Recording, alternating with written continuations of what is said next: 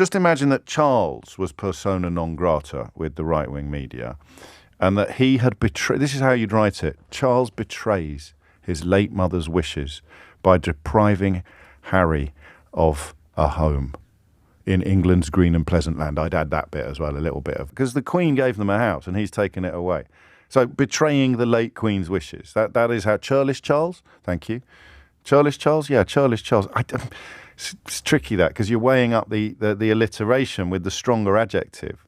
So cruel Charles is much stronger. Churlish Charles. Churlish Charles works pretty well, actually. Churlish Charles steals Harry's house. There it is. Churlish Charles steals Harry's house. Second line, late Queen cruelly betrayed by brutal eviction. That's the story, by the way, if you don't know what I'm talking about. Churlish Charles has stolen Harry's house. The late Queen wanted him to have it. He spent 2.3 million quid tarting it up, and money he repaid, actually, to the public purse after stepping down from royal duties. And lo and behold, Charles has demonstrated according to newspapers, he's demonstrated, let me tell you what the Daily Mail have to say about it, because we could always do with a laugh. Charles evicting Harry and Meghan from Frogmore is the act of a king putting his country first. I love showing you how twisted the media is, because if you're not an anorak like me, you probably don't notice. So that headline could easily be exactly the same story. Churlish Charles steals Harry's house. We've got it. Callous King.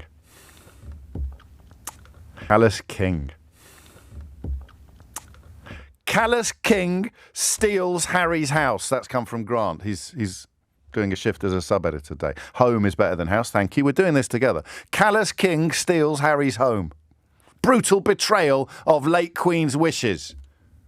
That's it, right? Hello, everyone. Welcome back to the channel where we dig beneath the surface and call out the spin, the smears, and the double standards pumped out daily by the British tabloids.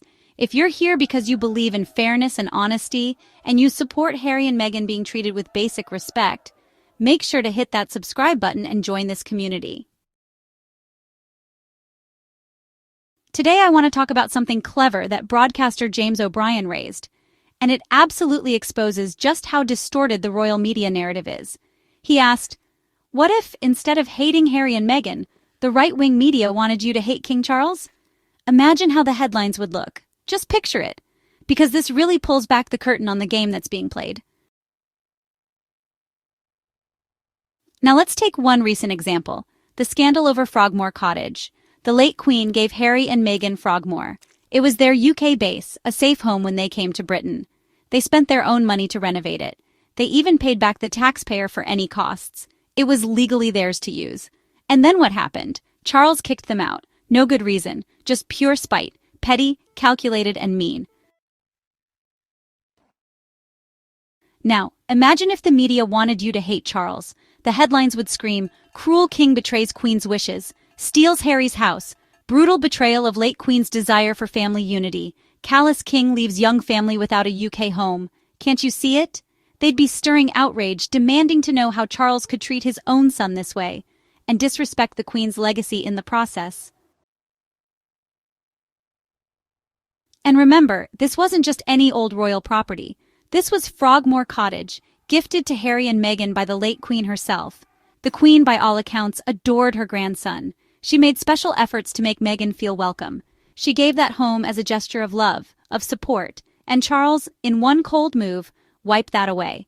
What does that say about him? What does that say about his supposed desire for family unity now that he's king? But of course, that's not what we got. Instead, the same papers twisted it around, blaming Harry and Meghan. Ungrateful Sussexes lose Frogmore. No place for traitors. And once again, the king is shielded, the institution is protected, and Harry and Meghan are demonized. And that right there is the scam.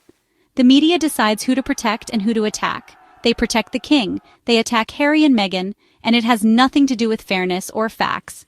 It's about keeping the public on side with the monarchy and using Harry and Meghan as scapegoats. Because let's be clear, if the British public started to seriously question Charles's actions, if they started to see the cracks in the monarchy, the whole media system that props up this outdated institution would be at risk. That's why the headlines always bend to protect the king, to paint him as dignified, wise, compassionate, even when his actions suggest otherwise. But if you look at the facts, Charles's behavior speaks for itself. He knows the Queen gave Frogmore to Harry and Meghan. He knows that removing it is not only cruel, it directly undermines the Queen's efforts to keep the family together. And yet he did it anyway. That wasn't an accident. That wasn't some legal technicality. It was a deliberate message. You're not welcome here. And the press, instead of holding the king accountable, applauded him for it. And why? Because Harry and Meghan represent something that terrifies the British establishment independence. Freedom. The idea that a senior royal can step away from the palace, speak honestly, work openly, build a happy life, without bending the knee to the old system. Harry and Meghan are proof that you don't need the firm to live a good life. And that terrifies the people still trapped in that old, outdated institution. Let's not forget, Charles has long had a complicated relationship with the press. When it suits him, he will absolutely use them. Leaks about family members, planting stories. This isn't new. But you'll notice, when it comes to Frogmore, when it comes to these kinds of acts, the press are silent. No critical editorials, no outraged columns, just more blame placed at the feet of Harry and Meghan. And you have to ask yourself, why? Because to question Charles would be to question the monarchy itself. And for much of the British media, especially the tabloids, that's unthinkable. Their business depends on the royal soap opera continuing. And Harry and Meghan, as the outsiders, the rebels, the truth-tellers, must therefore be the villains. But here's the truth. Charles is not some warm, benevolent father trying to heal his family. His actions toward Harry and Meghan have been cold, petty, and calculated. And that's not opinion. That's evidenced by what he's done. Cutting off their security, evicting them from their home, refusing to engage seriously with Harry's concerns about press abuse and racism, and all while letting the palace PR machine smear them relentlessly. Meanwhile, through it all, Harry and Meghan have kept their dignity. They've built a new life in America. So, Harry is working on some pretty serious projects around mental health veterans and the environment. Meanwhile, Meghan is launching new creative ventures, really focusing on positive storytelling and supporting women and families. Together, they're proving, day by day, that you can actually break free from the royal machine and, really thrive. And here's the key thing. They're doing it without bitterness. They're not running tabloid campaigns against Charles. They're not sitting for endless interviews attacking the monarchy. They've chosen to move on, to raise their family in peace, and to focus on their work. And that, right there, is why the smear machine just keeps grinding. Because, happy, thriving Harry and Meghan expose the fragility of the institution they left behind. And that's exactly why the spin machine just keeps churning out hate. Because if the public saw the truth, if they saw Harry and Meghan as independent, compassionate, relatable people, then, honestly, the whole house of cards would start to wobble. So, next time you see the latest nasty headline, ask yourself, what would it look like if the media actually told the truth about the king? What would those headlines look like if Charles was the target? Once you see it, you just can't unsee it.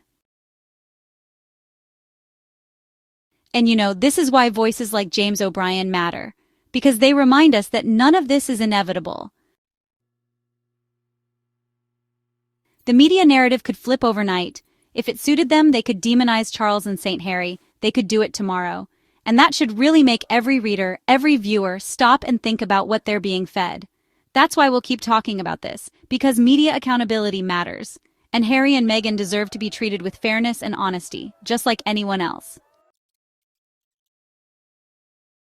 If you agree, hit that like button, subscribe if you haven't already, and let's keep calling out the spin.